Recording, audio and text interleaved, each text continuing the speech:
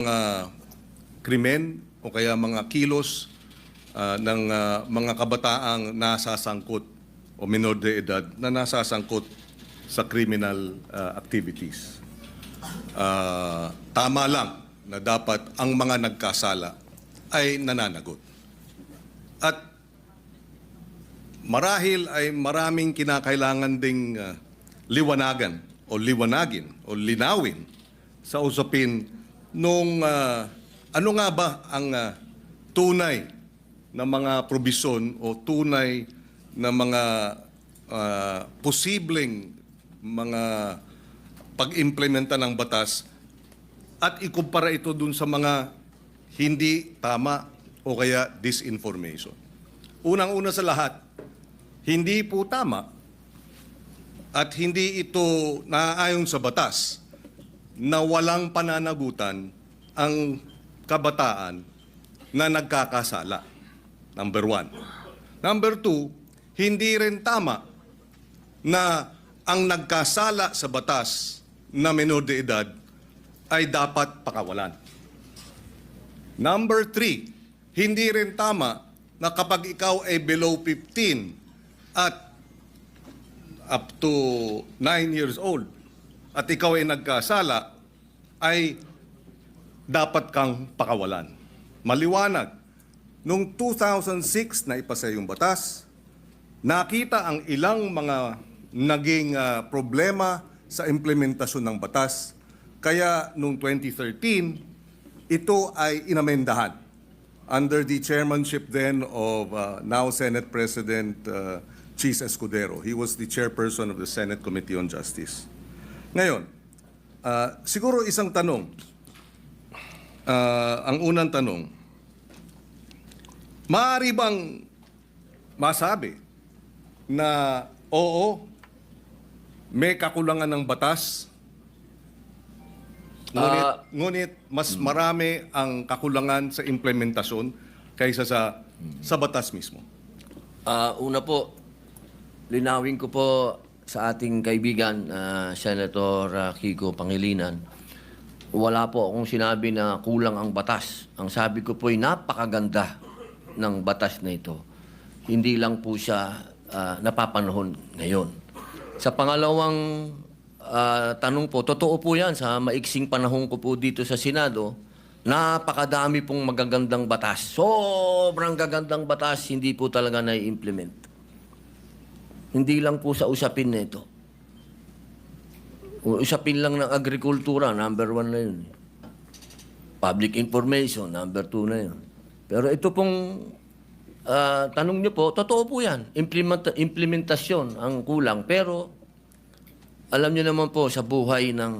Ito lang po, opinion ko lang po ito, no?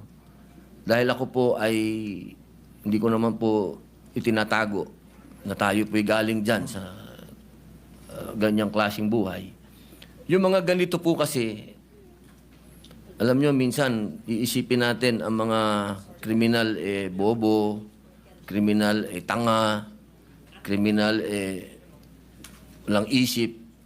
Gusto ko pong sabihin sa inyo, nagkakamali po tayo. Yan ho ang mga pinaka may brilliant mind, ano? Kung gusto nilang gumawa ng krimen at gusto nilang gamitin po talaga yung mga bata, talaga pong magagamit po nila. Kaya ulitin ko po, Senator Kiko, wala po akong nakitang hindi maganda sa batas po ninyo. Ako po'y naniniwala dito sa batas po ninyo. Kaya lang po, kailangan po natin mag-adjust po sa panahon po ngayon. Maraming salamat sa paliwanag at sa kasagutan. Kanina nabanggit nung in-interview na kabataan na kaya nila ginawa yung batas, yung kriminalidad. Kaya sila gumawa ng krimen ay dahil hindi sila mapaparusahan. Tama yon, hindi ba? Tama yung kanilang, yung bitiw na salita. Tama ba yon sa ilalim ng batas na pag sila'y gumawa ng kriminalidad o krimen ay hindi sila mapaparusahan? Sa usapin po ng, kasi ganito po yan, no? Napakaganda po nung inyo pong katanungan. Ang bata kasi, kahit siya, lalahatin ko na po, ano? Kasi ganito yan Pagka sinabi mong pananagutan, ang kaduktong po nun, dapat may parusa. Kasi kung pananagutan, oo, may pananagutan. Sinabihan siya, ginawa mo yan. Kaya ganito muna ang mangyayari sa'yo. Dadaling ka muna dito sa Bahay Pag-asa. Dadaan ka dito sa matinding intensive na masasabi nating psychological and moral and lahat na po, no? Sabihin natin. Alam niyo po, Senator Kiko, sa 3 years and a half ko po sa Bilibid, hindi ko naman po nila lahat, ano? Pero wala na pong pinakamagagaling na artista kundi kriminal. Kapag kaharap niyo po yan, lahat ng drama, lahat na po, sabihin niyo po, lahat ng kalungkutan, lahat ng pinagdadaanan niya, sasabihin sa inyo. Pero pag talikod po ng nag-i-interview dyan, o halimbawa ng empleyado yung sabihin gwardiya, o ng probation officer, pag talikod po nun, pagbalik nyo sa selda, bubuksan yung wallet niya. Papakita sa iyo yung dyaryo. Ito ang pinatay ko, pare. Ganyan po ang criminal mind. Hindi ko naman po inilalahat. Pero pagka sinabi po natin kasi ng pananagutan, dapat nagbabayad ka ng kasalanan. Hindi lang binasa sa iyo. Hindi yung parang gumawa ka ng isang karumal-dumal na krimen. Ito po nakita ko po ito dahil ako po ay kagyat na pumunta sa Camarines Norte nung ni-rape nila yung batang ano po ito Senator Kiko magkakaibigan po ito. Yung babae ni-rape nila, binidyo nila, lahat pinatay, lahat po binidyo hanggang naagnas yung bata, binidyo. Pagdating po kasama po ako doon nung dinala po doon sa Bahay Pag-asa, ang sabi nung bata, hahantingin ko kayo. Sabi doon sa mga, papatayin ko kayo. Sabi doon sa mga pulis. Ilang taon yung batang yun? 13 po. At ilang taon yung grupo sila, hindi ba? Grupo po. 13, 15. Yung isa po, 16. Yung bata pong ni-rape nila, 13 din. Yes. Okay. Kaya ako tinatanong yun dahil yung bitiw na salita ng bata dito sa video na sinasabing ginawa namin ng krimen dahil alam namin hindi kami mapaparusahan ay maling impormasyon. Hindi tama na hindi sila mapaparusahan.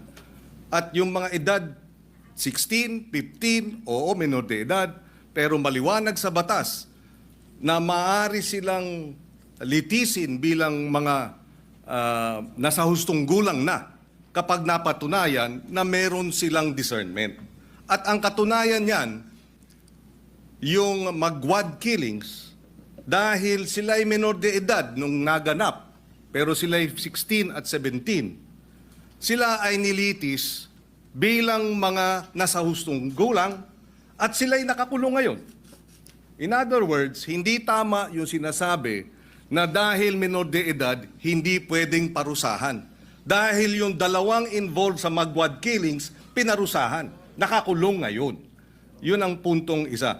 Ayaw nating mangyari ang mga ito. Dapat lang mabigyan ng hustisya ang mga biktima ng karumal-dumal na krimen na galing sa menor de edad. Subalit hindi tama pag sinabing kapag menor de edad dapat pakawalan, number 1, dahil pag pinakawalan yan, labag sa batas yan, at dapat parusahan yung mga nagpapakawala ng mga menor de edad na nagkasala. Yan ang batas. Iba ang batas, iba naman ang implementasyon. Yung nagsasabi namang pinakikita yung birth certificate, may pananagutan din ang mga magulang sa ilalim ng batas.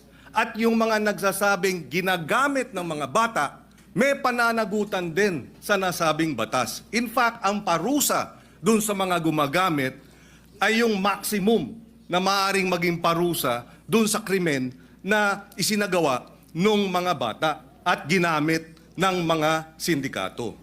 Ito'y madaling sabihin. Parusahan yung bata, ginagamit ng mga sindikato.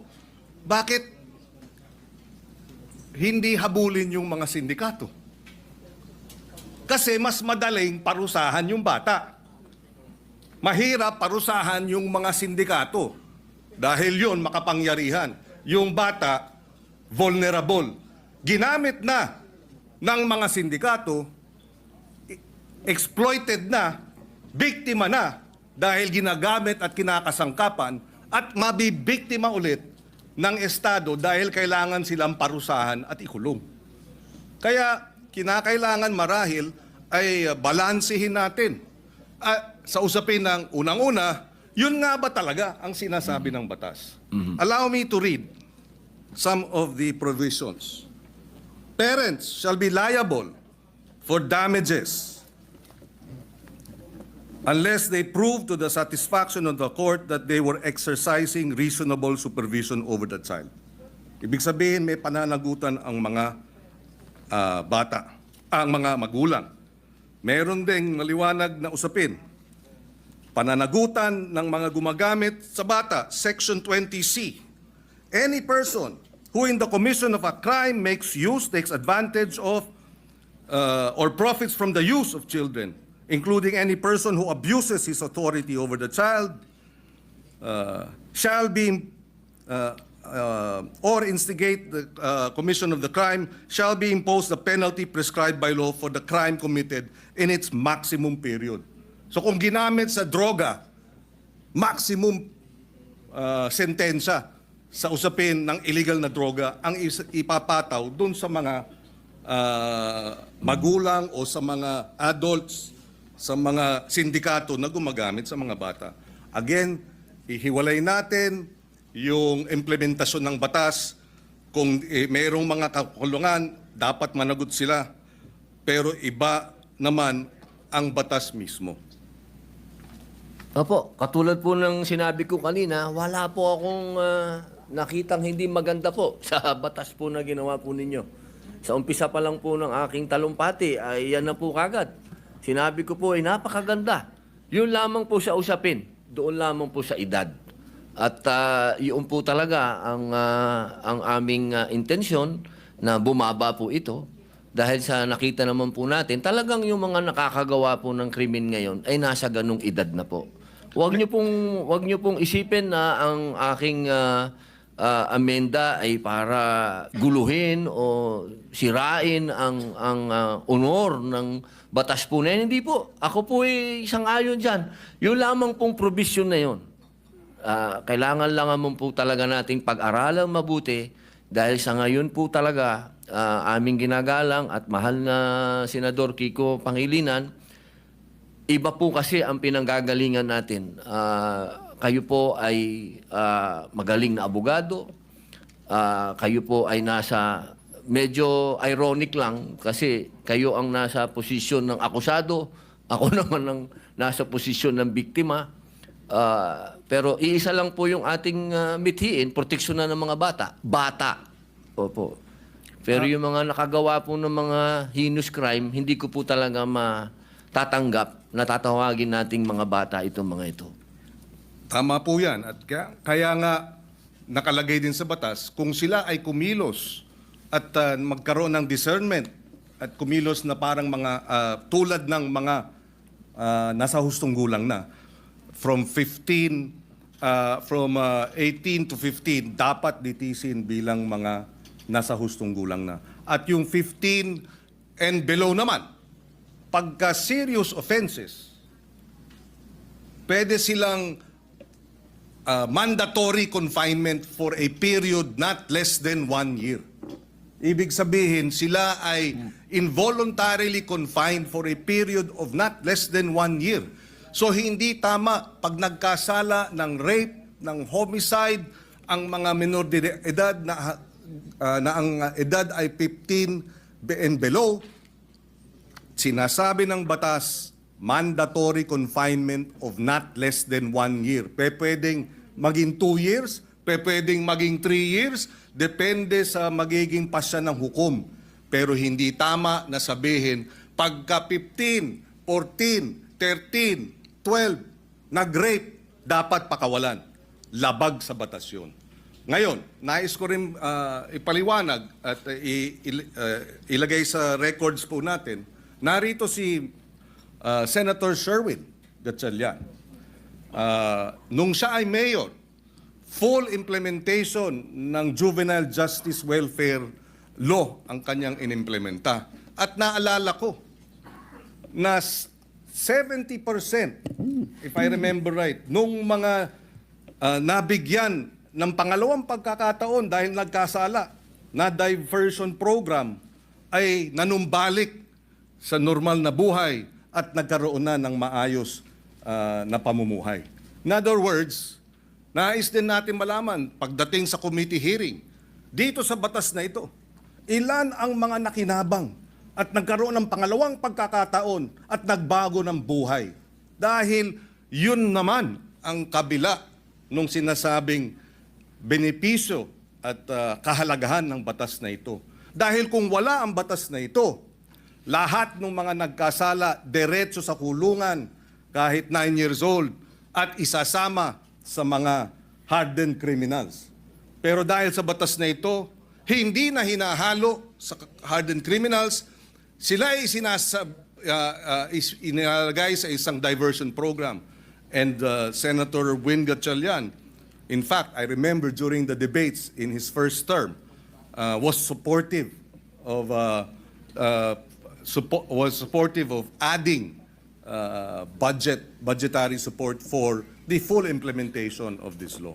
Kaya we welcome this opportunity to debate this dahil dalawa ang punto rito. Merong mga biktima na dapat talagang tugunan at bigyan ng suporta dahil sila ay biktima ng mga nagkasalang minor de edad. In fact, on record, may pananagutan ang DSWD sa mga pamilya ng biktima. Nakalagay yan sa batas na kinakailangan bigyan ng assistance, counseling ng DSWD ang pamilya, kamag-anakan ng mga naging biktima ng karumal-dumal na krimen at iba pang mga kriminalidad na kilos ng mga minor de edad. And therefore, we welcome this opportunity na magkaroon talaga ng diskusyon, makita ang maganda sa batas, makita ang kakulangan sa implementasyon, at tingnan din natin itong usapin ng lowering of the age. Ako, ang punto ko, palagay ko, masyadong mababa ang 10 years old. Although even if you're 10 years old, again, uulitin ko, at ikaw ay nag-commit ng rape, minimum 1 year mandatory confinement. Pwedeng ma-extend dahil yan naman ang sinasabi ng batas. Ako po ay naliligayahan sapagkat kayo po ay bukas sa debate at pagdiskusyonan. Yan naman po yung lagi naman natin dito yan sa Senado. Tayo'y open sa kahit anong amendment, sa kahit anong gusto nyo pong gawin. Ang kailangan lang po natin talaga, katulad po nung sinabi ng aking talumpati kanina, kailangan po itong marinig, kailangan itong pag-usapan, kailangan ang mga biktima ay marinig din sa komite. Kung ito po ay pag-uusapan na sa komite ni Senator Alan Peter Cayetano, mas maganda din po na marinig din sila.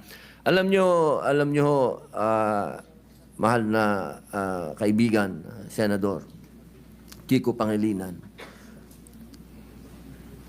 yung pagkakataon na ang kabataan po natin sa ngayon, kapag sila ay nakita nila kasi na tayo easy-easy lang, at alam naman natin na kayo po mismo ang nagsabi, may problema sa implementasyon at napanood pa nila ngayon yan, nako, lalo na naman lalakas po ang mga loob ng mga sindikatong bata.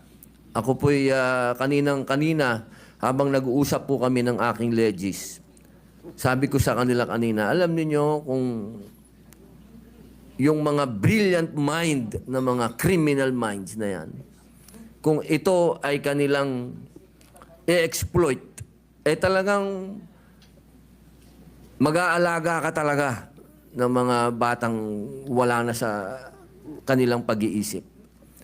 Ito lang pong pagpapababa natin ng edad, ito po ay kailangan meron din tayong ganung warning na sana po buksan din po natin ang isip natin sa usapin ng kailangan na. Hindi po wala kang kailanman nasasabihin sa inyong ako'y kontra sa mga bata o hindi. Doon lang ako sa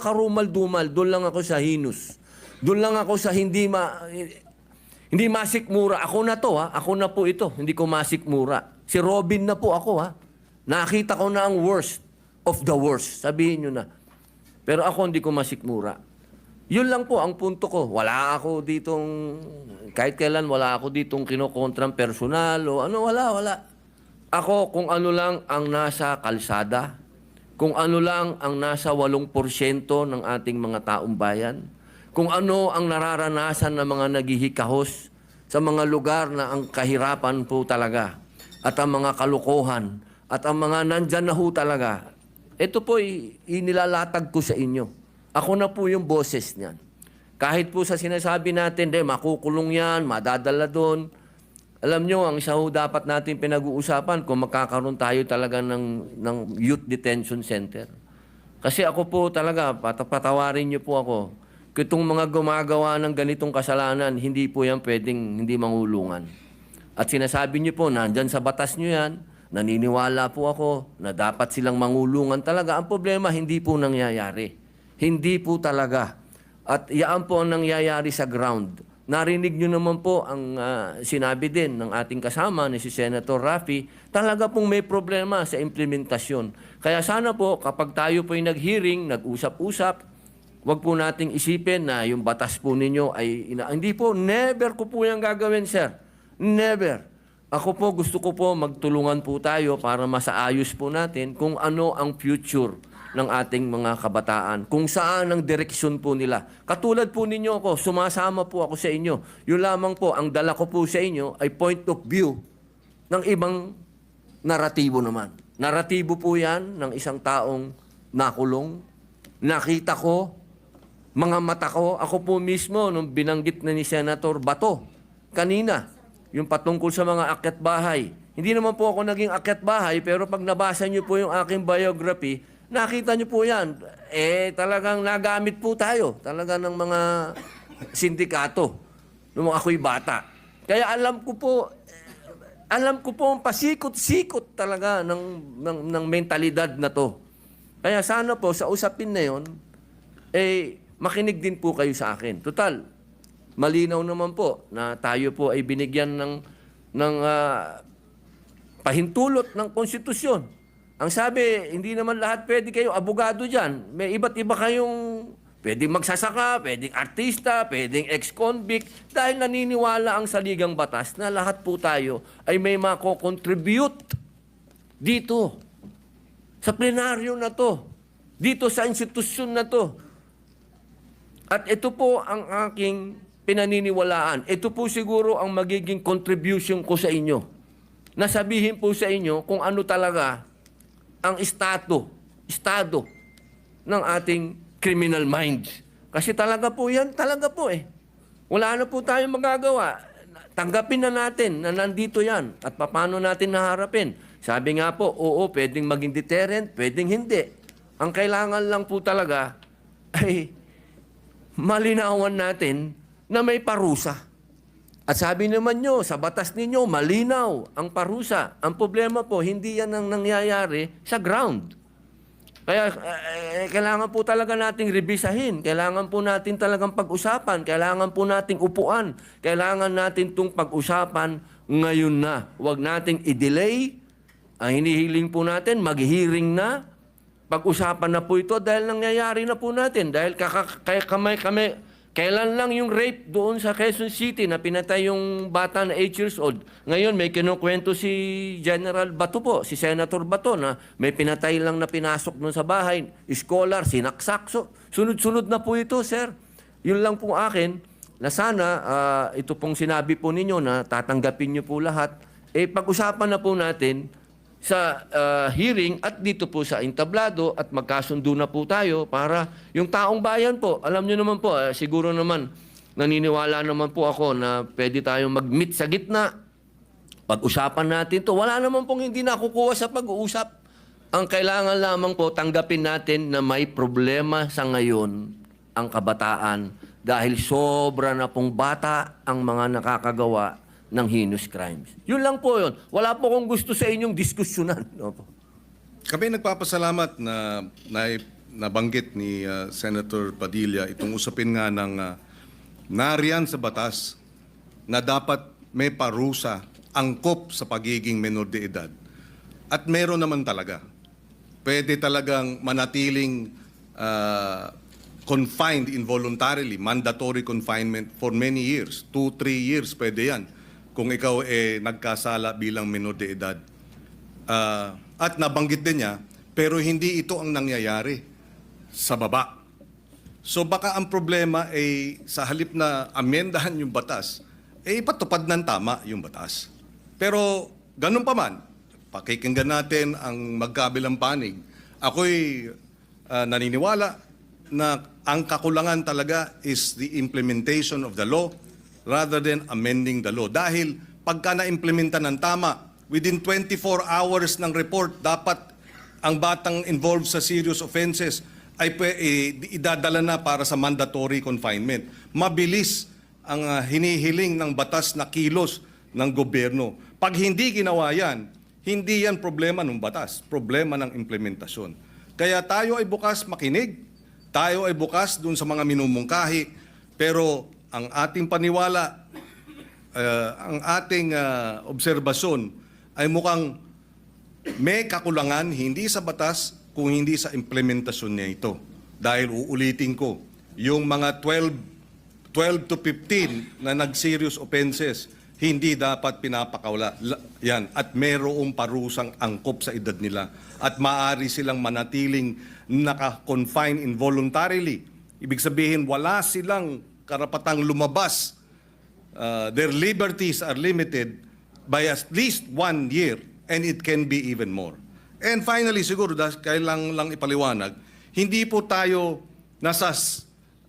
kumbaga, ang sinabi kasi ng ating butihing senador, na siya ay para doon sa mga biktima at ako naman ay para doon sa mga akusado. Hindi po.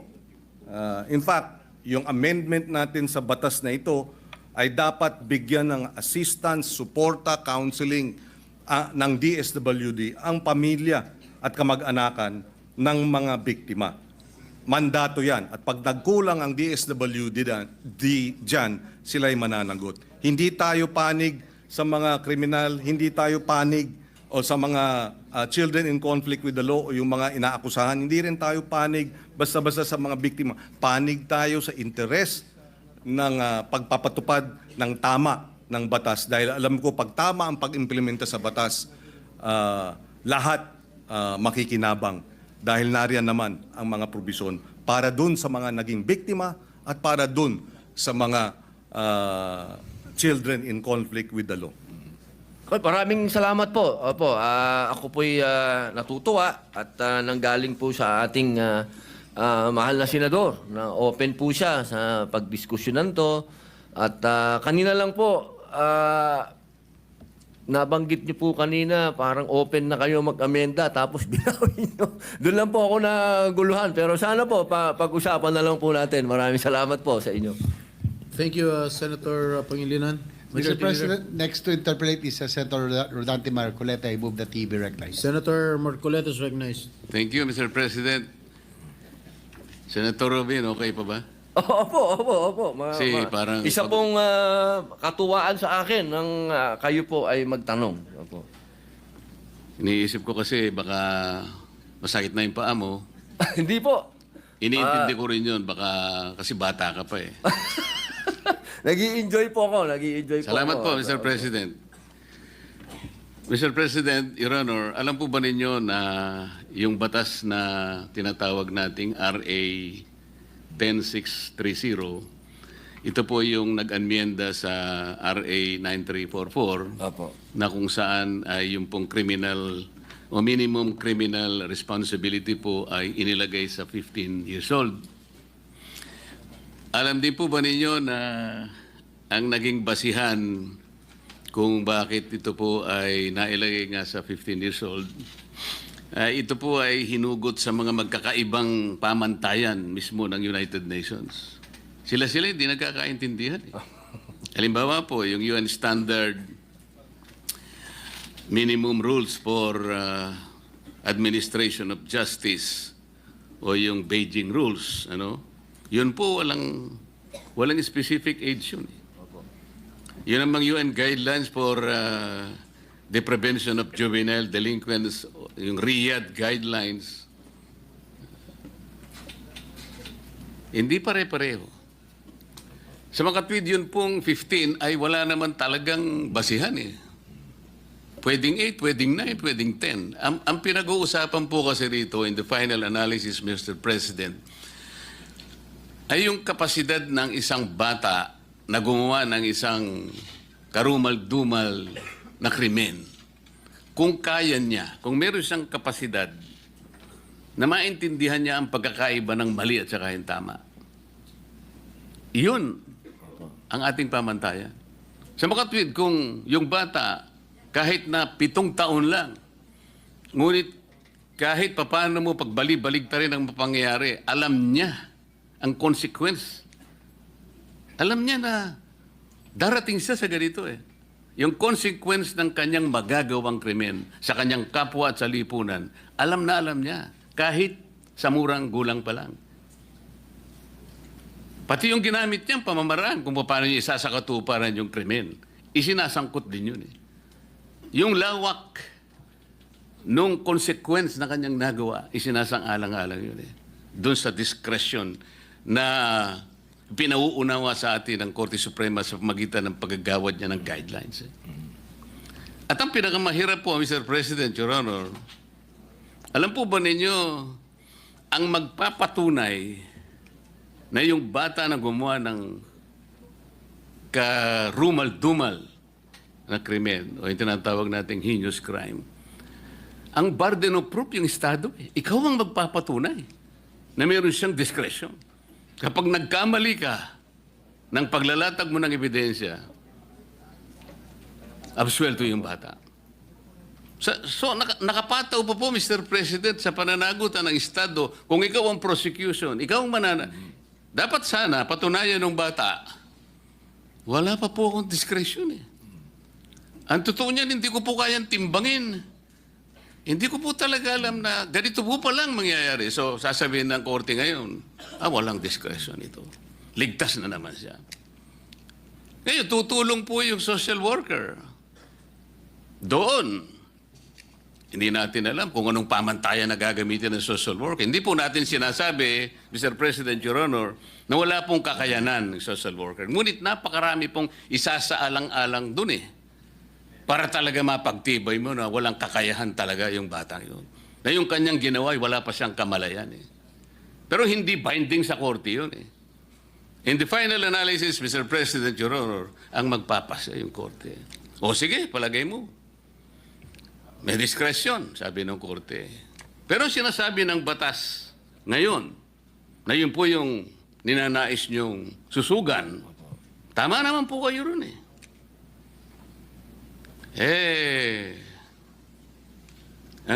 Ang sinasabi po niya kasi ron kailangan makilala natin kung anong mga consequences.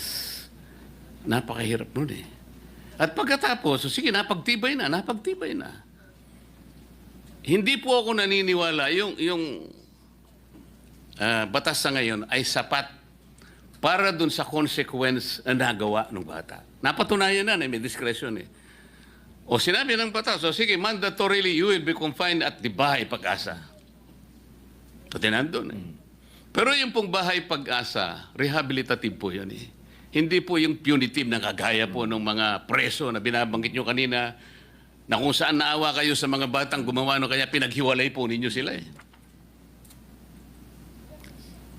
Nandun po ba yung pasilidad na talagang yung bata na nakagawa ng kasalanan na yan? Kompleto po ba yung pasilidad? Nandun po ba yung mga psychologists? Nandun po ba yung mga guidance counselor? Nandun po ba yung mga disciplinarian? O yung mga iba't iba pang sektor ng lipunan na merong interes para ma-rehabilitate yung bata na yun? Talaga bang nandun lahat yun? Sapagkat kung wala, yung bata, hindi rin may tutuwid yun. Kagaya nga po na sinasabi kanina, Senator Tulfo, pabalik-balik yun eh. Recidivist na yun eh. Pero, baka 7 years old. Kamukha po nung example nyo kanina, 8 taon lang nakagawa na eh. 10 taon lang nakagawa. Ano pong ibig nating sabihin dito? Yung modern approach po kasi, Mr. President, Your Honor, hindi na po binibigyan ng taon eh. Ang importante, kailangan po makita natin na yung bata, irrespective of the age, meron na siyang discernment. Yun po yung batayan. Kailangan lang mapagtibay natin na yung bata sa maraming elemento, mapapagtibay natin. Meron siyang discernment. Ginawa niya, alam niya yung consequence, pati paraan ng paggamit niya at pa yung kahihinatnan niya at ang epekto sa lipunan, alam na alam niya. Kahit 7 years old, dapat managot siya. Mr. President, kayo po ba'y naniniwala na dapat ganun ang approach natin? Mr. Opo. President, Your Honor. Opo. Yan po talaga ang buong-buo po nating paniwala. Katulad po ng nabanggit ko kanina sa amin pong patron. Alam niyo po, lagi ko pong sinasabi, bakit nawala na sa atin ang youth detention? Dati po kasi may boys town po tayo, kung naaalala niyo po, nung araw. Hindi ko alam bakit nawala yan. Advance na tayo noon eh, nandun na tayo eh. Kasi kung sasabihin niyo po sa akin na sapat ba para sa mga nakagawa ng heinous crime, yung dadalhin sa bahay Pag-asa, doon po lang ako talaga nasaktan. Sapagkat nung ako po talaga ang saksi niyan sa Camarines Norte, nung dinala yung mga nang-rape at pumatay na nag-video pa doon sa kanilang ginawang rape at ginawa nilang autopsy, hindi po talaga ako makapaniwala. Iyan lang ang gagawin nyo? Diyan sa mga batang yan, ganyan lang i-interviewin nyo? Ni anytime pwedeng tumakas dito dahil wala namang kulungan? Ito, yan lang. Ayan daw po talaga ang sinasabi ng batas. At sinabihan pa ako, hanggang dyan lang po kayo. Hindi nyo po pwedeng tanungin, ha?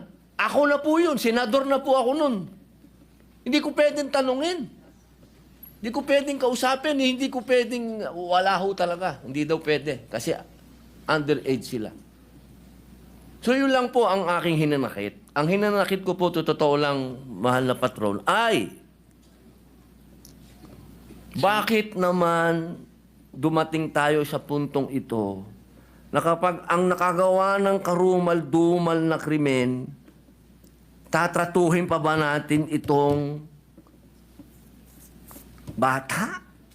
Ibig sabihin, hindi man tayo makaisip po ba ng paraan na tayo'y gumawa man lang ng youth detention center na maramdaman man lang nung bata na siya po ay nangulungan, hindi na kasama kaming matatanda. Kasi ako po mismo, naniwala noon na hindi dapat kasama ang matanda. Yun nga lang, nung iniwan namin, nagpaluan, may patay. Ang sinasabi ko lang po, hindi pa rin mainam na itong mga batang to kasama pa rin ng mga matatandang bilanggo. Sana ang pag-usapan na natin ngayon, meron na tayong youth detention center na nandun po nakapaloob na yung sinasabi po nung na yung umiiral na batas na naando doon yung loob, yung rehabilitation. Dahil kung tatanungin din niyo po ako, nung ako po'y nangulungan, ako din po ang nagdala ng unang-unang therapeutic center sa loob ng Bilibid. Ibang usapin naman po yan dahil sa drugs naman po yan. Nabigyan pa po tayo ng award ng DDB dyan dahil tayo pong naggawa ng rehabilitation dyan sa loob at inabot po yan ni General Binarao. Ang ibig ko lang pong sabihin, naniniwala tayo sa rehabilitation. Pero bago tayo makarating sa rehabilitation, magbayad ka muna ng kasalanan mo. Hindi naman po pwedeng hindi ka magbayad ng kasalanan. Yun lamang po. Alam ko po, Mr. President, ang gusto po ninyong bigyan ng diin ay makilala sana ng bata sapagkat nakagawa nga siya noon at meron nga siyang discernment mong gawin niya yon, ay sa sarili niya mapanagutan niya yon. Opo. Baka sakaling kahit na sa murang edad niya, Mr. President, Your Honor, ay makapagsimula siyang maalala niya na ganun pala. Ganito pala ang magiging epekto para sa akin kung uulitin ko pa ang bagay na ito.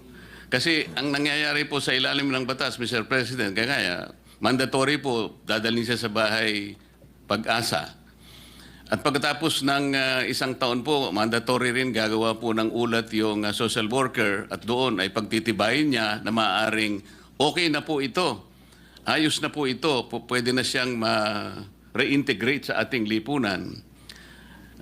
Doon lang po ba tayo nakabate doon sa report niya? Gaano po katotoo yung report niya? Kaya po tinatanong ko kanina, Mr. President, kompleto po ba yung process? Nung siya'y makarating doon sa unang araw hanggang sa isang daang o ika 1 year niya doon ay talagang lutong-luto siya na lahat ng kanyang pinagdaanan ay contributory sa pagiging isang mabuting tao na niya. Makapagsimula siya, makabalik sa mainstream ng ating lipunan. Hindi pa po yun ang inyong tinutukoy, Opo eh. Mr. Yun po President, ang- Your Honor. Opo eh. Yun po yung... alam niyo po kasi dapat bata pa lang alam na niya yung accountability. Kung ano yung ginawa niya, dapat alam niya na. Hindi dapat alam niyo, ito po sinasabi ko, hindi po sa ibang kaso. Sa ibang kaso naman po, doon po sa batas kasi pagka 6 years below, parang probation din naman po yun. Wala naman po akong kontra doon. Doon lang sa heinous crimes. Ulitin ko po. Doon lang talaga. Yung karumal-dumal. Opo. Isipin nyo,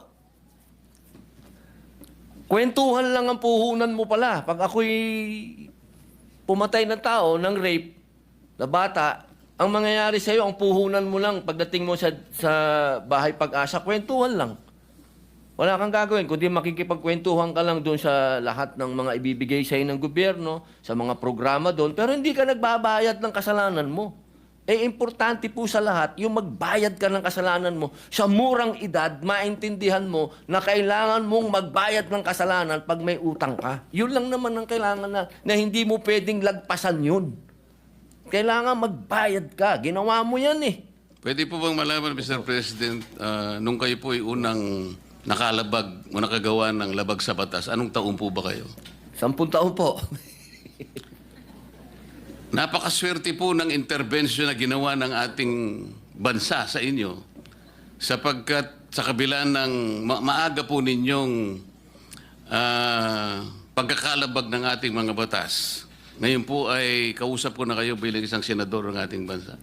Opo. Hindi ba tama na kagaya po ng inyong inaasam, lahat po ng ganun siguro kamurang edad ng mga kababayan natin o mas murang edad pa sa inyo ay kung tinapatan ng mga intervention ng mga reform at rehabilitation para sa isang bata, di sana lahat ng batang yon ay baka sakaling susunod sa yapak ninyo, Ginoong Senador. Tama po ba yun? Opo, tama din po. Tsaka, ma-share ko lang po, siguro po kung meron na po talagang sa panahon namin, kasi ang nangyayari po kasi noon... Ano po ba yung panahon ninyo noon? Talaga pong maloko po tayo, patron eh. Talagang... Panahon na rin po ni Senador Tulfo yung panahon ninyo? Ay, o hindi po? magkaedad lang naman po. Tulfo. Pero talaga pong... Meron naman po akong biography eh. Pag nabasa po nila yon, makikita po nila talagang na-involve po tayo sa murang edad. Kaya lang po, nakikita ko po yung sarili ko kasi dito.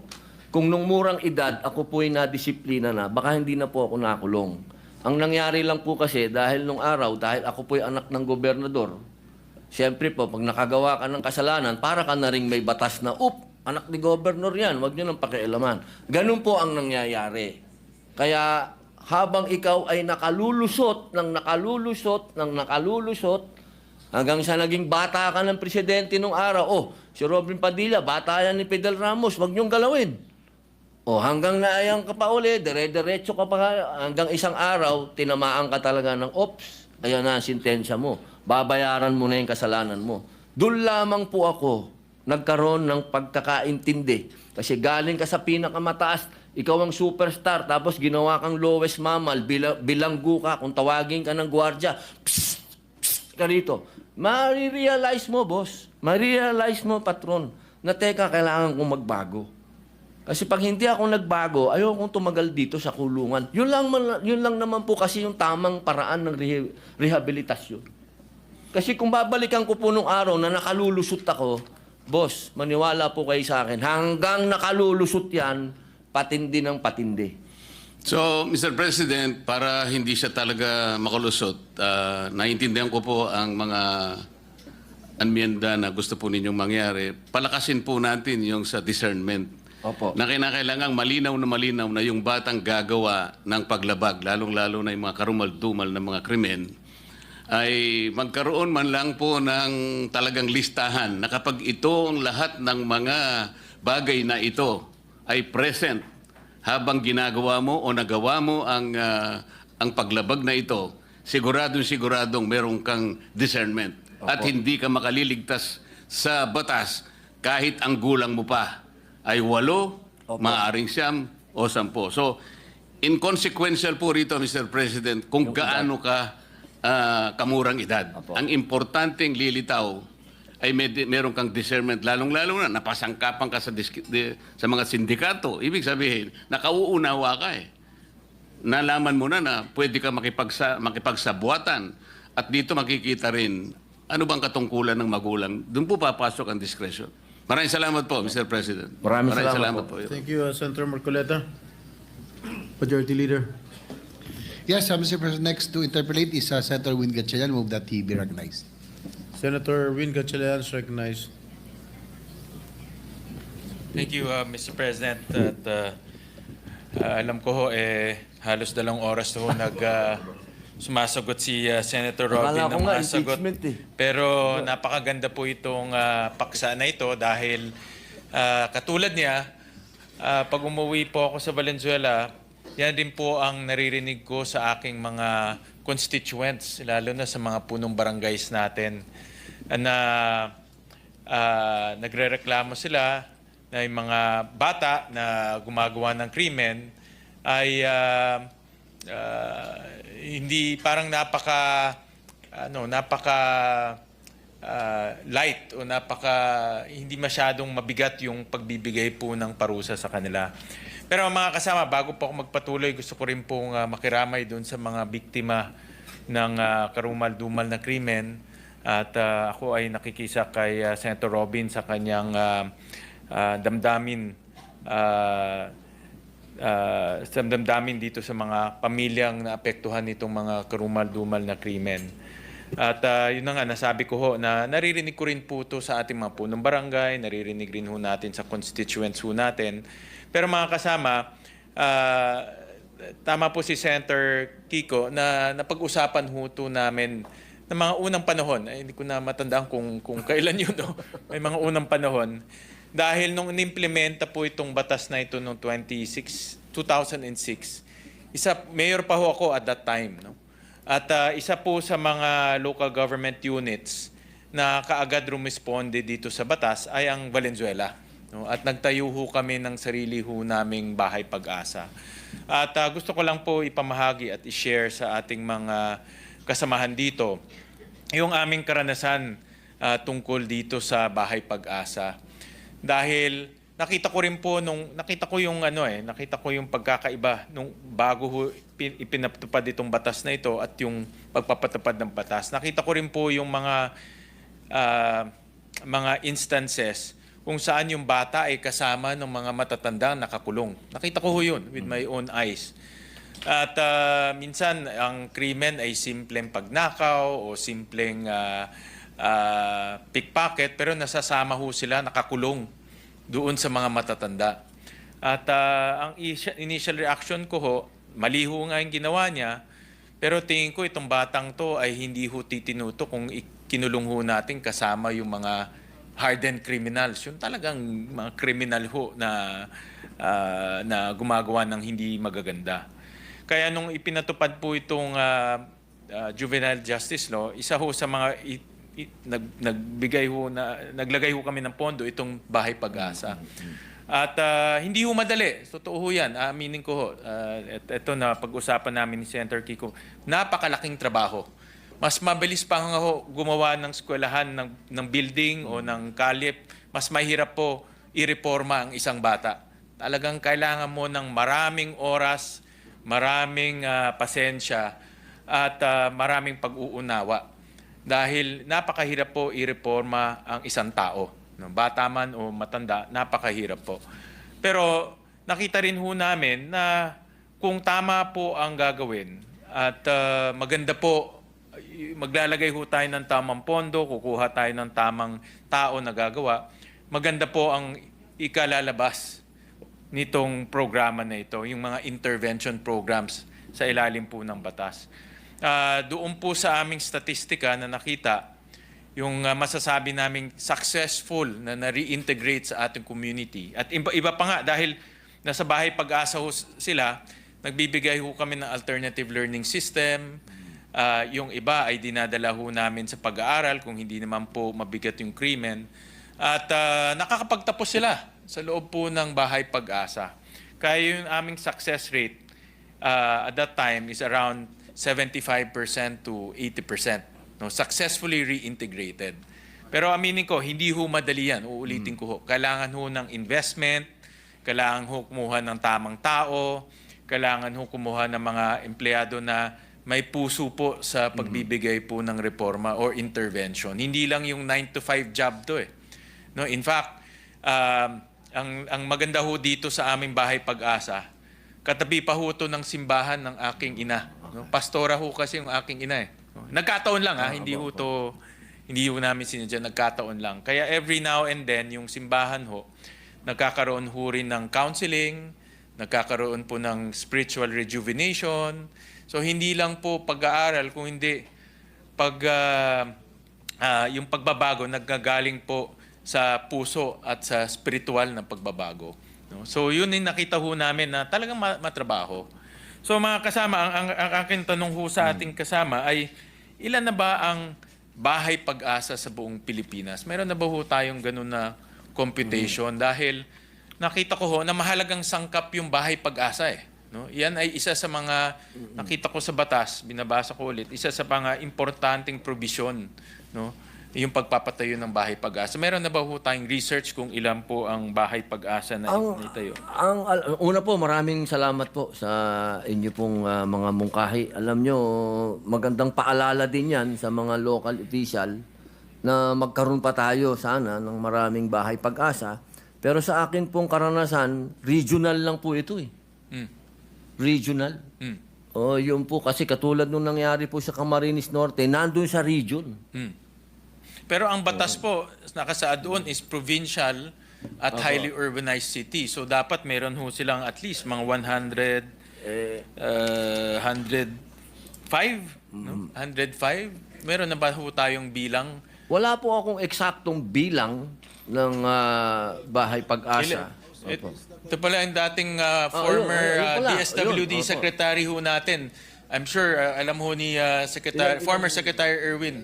No, sabi niya 11 no? 11 na bahay pag-asa. Opo. Yes, yung information, with the permission of the two gentlemen, given to us by the Juvenile Justice Welfare Council, merong 117 bahay pag-asa.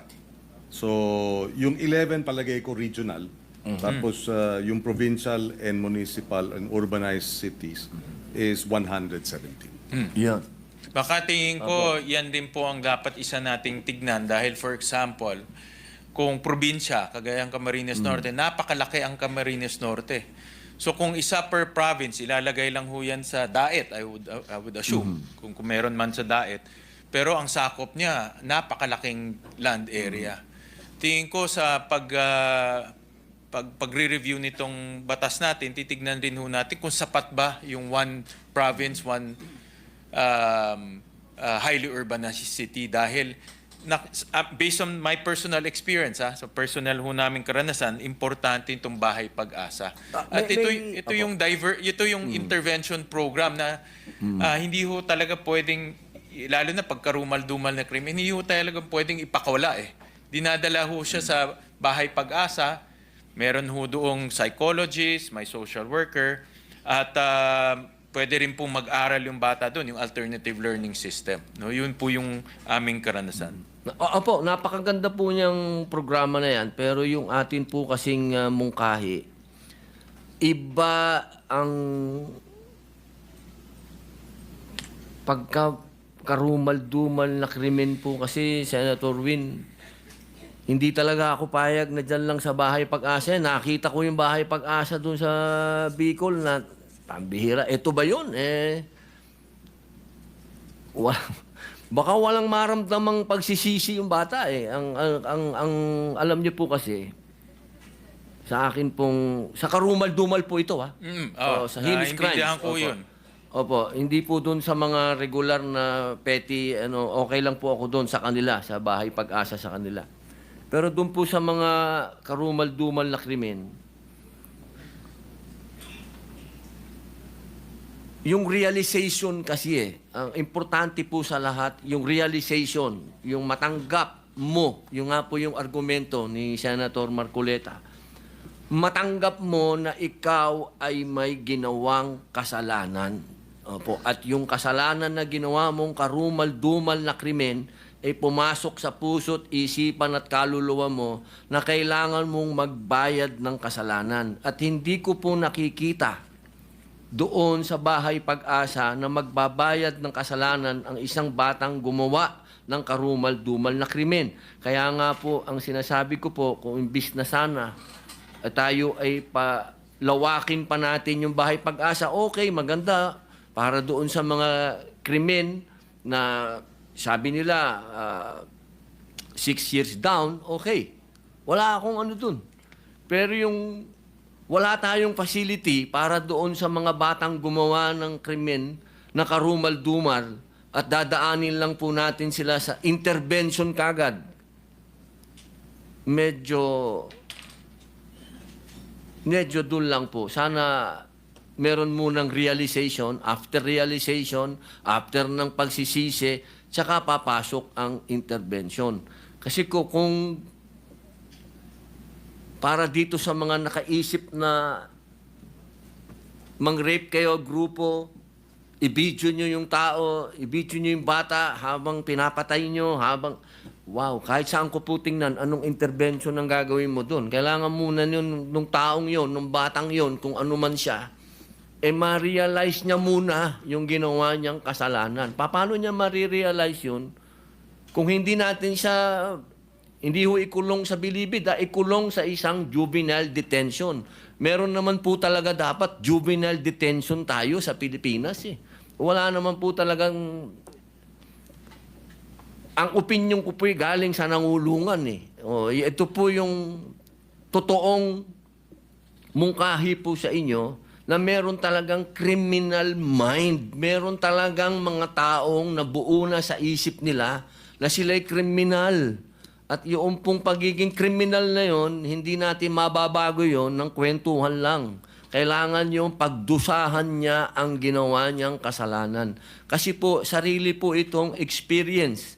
Kung ako po siguro ay hindi ikinulong, ako po'y dinala lang sa lugar na kwentuhan tayo o psychologist o psychiatrist, baka siraulo pa rin po ako hanggang ngayon. Baka hindi ko po inaabot ito siguro. Pero dahil ako po'y nangulungan, naramdaman ko ang malayo sa pamilya ko, naramdaman ko ang init, ang baho sa loob ng kulungan.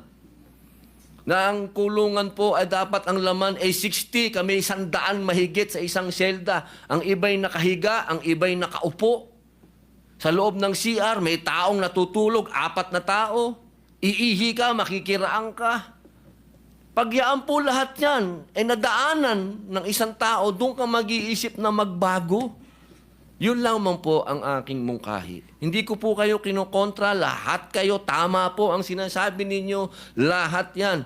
Ang argumento ko po doon lamang sa gumawa ng heinous crime. Hindi po ako sang-ayon na ito lang ang gagawin natin sa mga ito. Dahil hindi po ako naniniwala na itong mga batang ito ay dapat ituring na bata kapag ikaw ay gumawa ng ganyang krimen. Dahil yan, imposibleng hindi mo alam yun.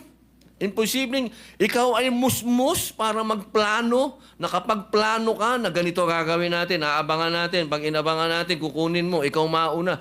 So, paano naging bata yun? Opo, yun lamang po ang aking mungkahi. Ako po'y suportado ko po yung bahay pangarap na yan, pero kailangan natin ng youth detention, sir.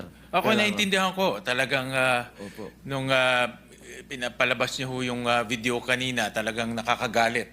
No? At sino man hindi ho magagalit sa nangyari. At ako naniniwala, nasabi ko nga kay Senator Marcoleta kanina, yung mga ganyan na krimen, talagang imposibleng walang discernment sa aking palagay. At kailangan ho talaga silang mailagay sa isang pasilidad na hindi na ho sila makakagawa ng hindi maganda sa ibang tao. At sa aking pag-aanalisa at sa pagkaintinding ko, itong Bahay Pag-asa, dito ho sila ilalagay para mareforma. Hindi man sila, siguro in juvenile justice detention, tingin ko, iba lang yung terminology. Hindi po siya kulungan. Pero in our case, hindi ho rin sila pwedeng lumabas. Hindi ho sila pasok-labas ho doon. Hindi ho sila nagpa-party, hindi ho ganun. Meron din ho silang mga sinusundang mga programa para mabago ho sa kanilang buhay, kung kaya pang baguhin. Kaya nga sinabi ko yung success rate, 75 to 80%. Dahil naniniwala rin ako na hindi lahat na ibago. May 20% doon na, tama kayo, na mahirap baguhin. Pero nabigyan ho sila ng pagkakataon mabago. Ang aking pagkakaintindi lang no, sa intention ng Bahay Pag-asa ay para mabigyan sila ng pangalawang pagkakataon. Opo. At doon sa loob ng pasilidad, doon sila magkakaroon ng realization. No? Dahil hindi ho sila pasok-labas doon at no, nagpa-party, hindi ho ganun. No?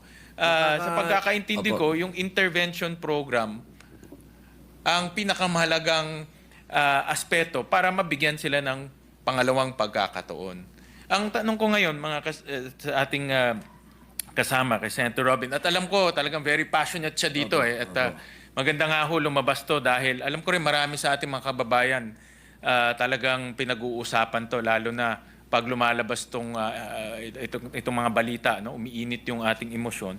Yung kanyang idea ng juvenile detention, ano ba ho ang nakikita niyang, ano ba yung kanyang nakikita dito sa juvenile detention? Meron na po tayong ganyan nung araw, kaibigan kong senador, may Einstein, sabi ko nga. Opo. Ano po yan eh. Dati na po tayong may Boys Town. Yun po ang talagang sana, yun sana ang ginawa natin, pinalawak natin, ang nangyari na wala. Hindi po kasi ako sang-ayon din. Nakita ko din po yan, katulad po ng paglalahad ko sa inyo kanina. Nakita ko rin po yan sa Bilibid nung araw. Hindi po talaga ako sang-ayon. Nakasama yung mga bata na yan kasi ginagamit po talaga. Sa Bilibid lang po, ginagamit yung mga batang yan sa kalokohan eh. Sobrang ginamit po yan ng mga matatanda sa mga pangkat-pangkat. Kaya po ako, sinulong ko yan na ihiwalay. Kaya ngayon po, yun po yung binibigay kong idea kasi yan din po yung ginagawa ng ibang bansa. Meron din po silang youth detention center. Yun po, sana, iba pa rin po kasi yung alam mo na ikaw ay nakakulong. Na nagbabayad ka ng kasalanan po. Yun lang po yung gusto kong maramdaman ng kung sino man itong mga kabataan na nakakommit ng heinous crime, maramdaman nila na nakakulong sila. Na meron pader, meron talagang mga dapat sundin, na yung rehabilitation mo, kasama yung formation mo bilang tao. Kasi alam niyo sa Bilibid, may disiplina eh. Kasama yung hindi puro utak mo lang, hindi puro yung pag-iisip mo lang, ang iniisip, pati physical mo. Pati physical mo, inaayos ng pangungulungan. Yun po yun eh. Yun yung gusto kong ma-achieve nitong mga ito. Hindi, yung intervention natin, maraming salamat. Oh, gusto ko yan. Oh, yan nga ang pinaglaban ko sa kulungan nung araw eh, yung ganyang intervention. Human rights, lahat ng yan. Pinaglaban natin po yan sa Bilibid. Kahit tingnan nyo po sa talaan ng New Bilibid Prison, nandiyan po yan. Isa po tayo sa nakipaglaban dyan. Pero may katotohanan eh. Yung katotohanan, dapat magbayad ka ng kasalanan mo. Saan? Dapat detention center. Yun lang naman po. Kailangan mga kabataan na nandoon, na nakakulong sila, alam nilang nakakulong sila at nagbabayad sila ng kasalanan nila. At siguro po, kapag sila'y nakitaan na sila'y okay, tsaka po sila ilipat sa bahay pangarap. Doon natin ngayon makikita kung sila ay dapat bang bigyan ng panibagong buhay. Kasi po, kung kaagad meron tayong okay ka na dito, ito lang mangyayari sa iyo. Kung maniwala ka sa akin, Boss Win, maniwala ka sa akin. Walang pinakamakagaling na artista kundi kriminal. Nako. Opo. May isa pa akong tanong, no? Dahil yung proposal ho, nakita ko ho kanina, ibaba yung minimum age of criminal liability to 10 years old. Opo. No? So that's about, I think mga grade 4 ho yan, no? Grade 4. Meron na ba ho tayong datos o statistika kung ilan po ang krimen na nagagawa po ng dito sa ating bansa, no? Age between, let's say, 10 years old to 15 years old. Meron na ba hong ganun na statistika? Kanina po sa video nakita naman po natin, no? Meron pong edad doon na gumawa ng rape, no? Nakita ko nga sa ano, yeah, grupo pa po sila, no? Grupo pa po sila. Ito lang po yung mga nababalita. Alam nyo, Senator Win, ang malungkot po sa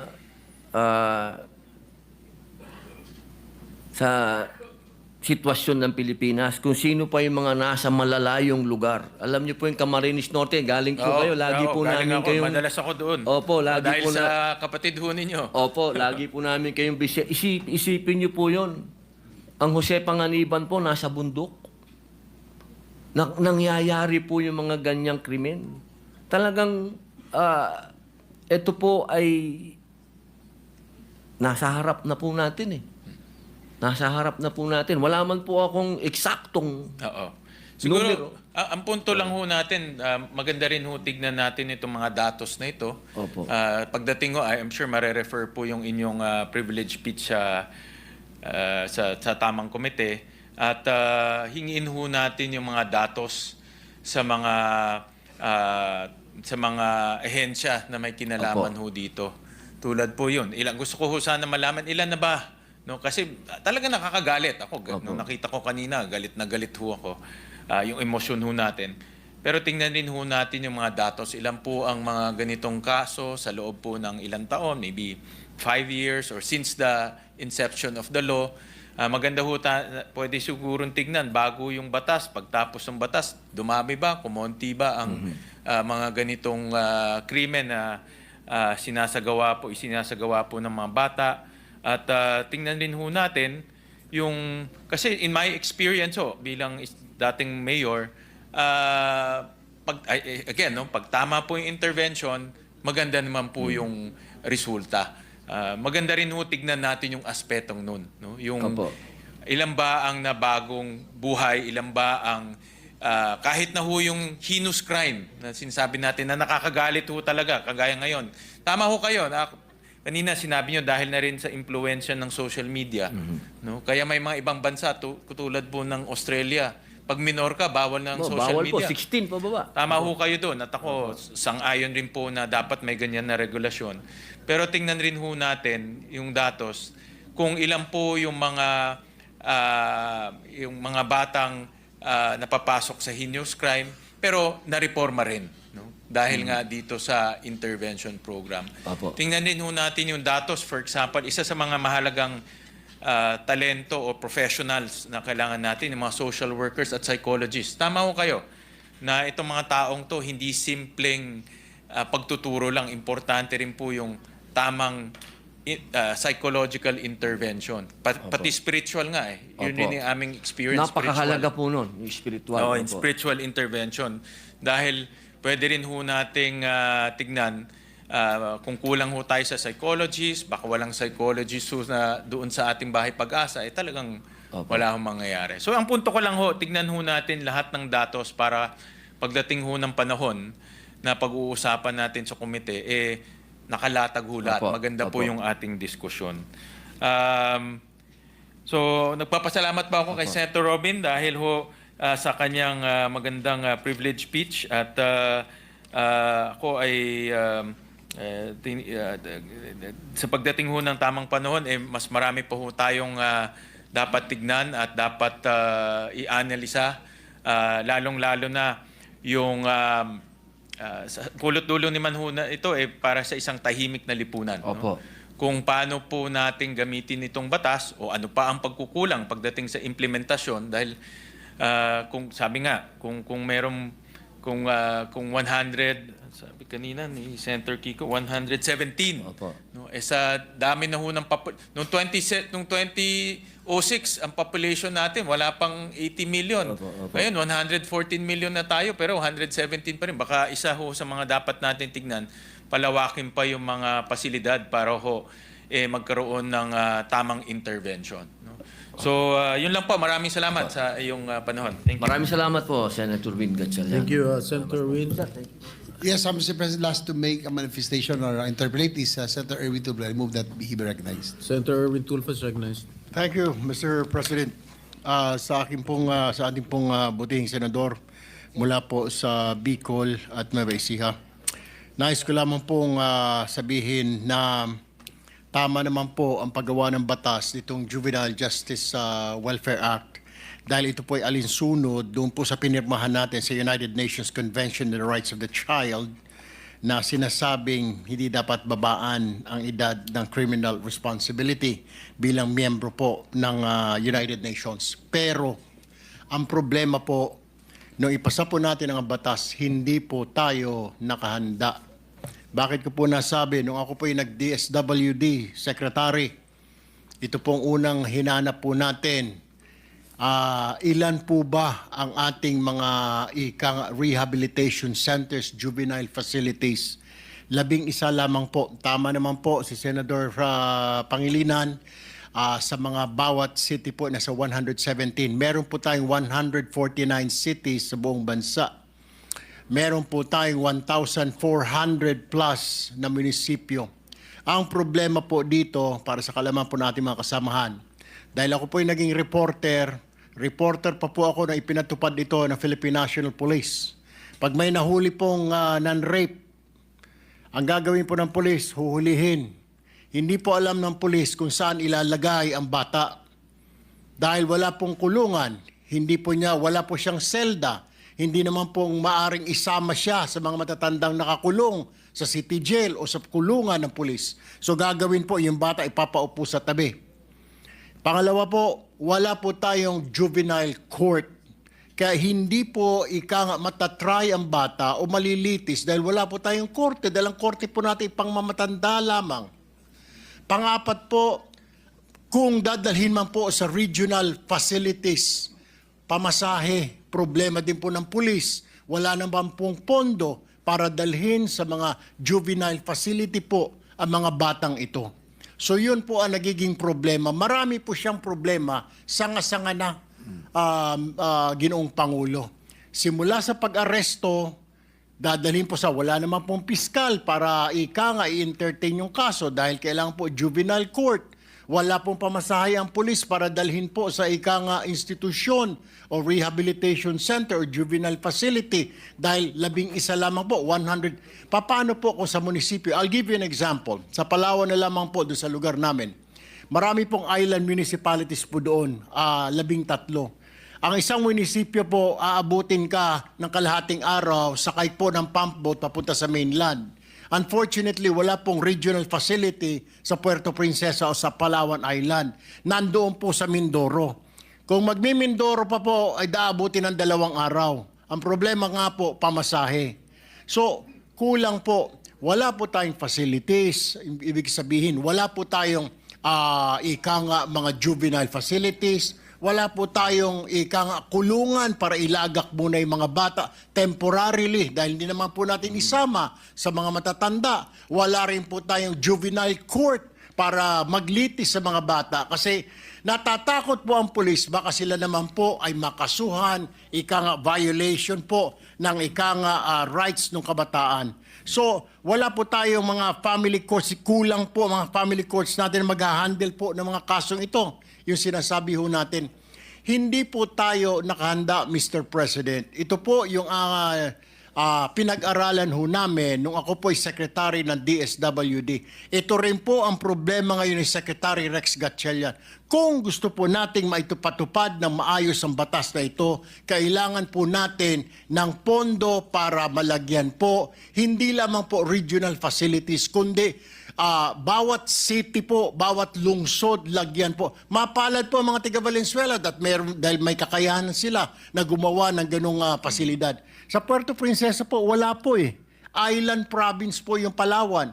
Sa Marinduque, ganun din po. Sa Romblon, wala din po. Mindoro po, sa Mimaropa, doon pa po dadalhin. Paano po kung nasa Balabac, Palawan, yung ika nga bata na nakagawa ng krimen, papunta po siya sa Mindoro. 2 araw po, bibiyahin ho yun. So, hindi po alam ng otoridad kung ano pong gagawin doon sa batang nagkasala. So, ang punto ko lamang po dito, Mr. President, kung gusto po nating maipatupad na maayos ang batas na ito, kailangan po natin ng pondo, mabigyan po ng pondo ang DSWD para makapagpagawa po ng mga facilities sa bawat lungsod. Hindi lang po lungsod, ang suggestion ko po, pati munisipyo. Kasi bibiyahin po, mayroon tayong mga munisipyo na napakalayo sa lungsod. Napakalayo ika nga sa pinakamalapit na regional facility. I'll give you a case in point. Yung nga po sinasabi ko sa Palawan po. Pag sa island municipality siya, island po. O sa Mangsi, malapit na po doon sa ika nga Saba, itong isla na ito ng Palawan. How will you bring the child na nagkasala doon po sa regional facility sa Mindoro? Napakalayo po noon. So ang problema po natin, yung implementation po, tama naman po si Senador Kiko, it's the implementation of the law. Bakit po problema implementation? Because we do not have the facility, Mr. President. Yung authorities po natin, they do not know how to handle it. Wala po silang kulungan sa presinto para sa mga bata. Natatakot po sila. Ang option po nila, when I was a reporter, Mr. President, tinatawagan ng magulang. Tay, kunin niyo anak niyo dito, ito po yung nagnakaw, ito po yung nakipagbugbugan, ito po yung ganito, gumahasa. Mag-usap na lang kayo. I'll give you also case in point, Mr. President. Yung ating pong juvenile facility at saka bahay pag-asa kung tawagin, I'll cite you an example. Sa Region 3 po sa Pampanga, meron po silang bahay pag-asa. Unfortunately, nung binisita ko po ito, yung isang building ay para po doon sa biktima. Kailangan niya pong mag-ikang psychological treatment dahil ginahasa po siya. Yung bata po ay 13 years old, yung suspect 15, magbabarkada. Alam niyo kung saan nakakulong yung suspect? 10 metro lang po ang layo doon sa rehabilitation center ng biktima. Dahil sabi, wala pong pondo, sir eh. So nakikita po yung biktima at saka suspect, Mr. President. Araw-araw pag kumain sila, kinakantsawan pa ng suspect yung biktima. Yun po yung masakit ho doon eh.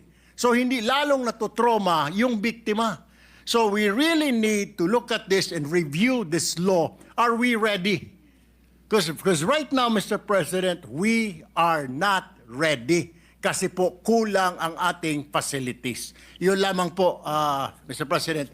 Salamat po. Thank you, Senator Erwin, Majority Leader.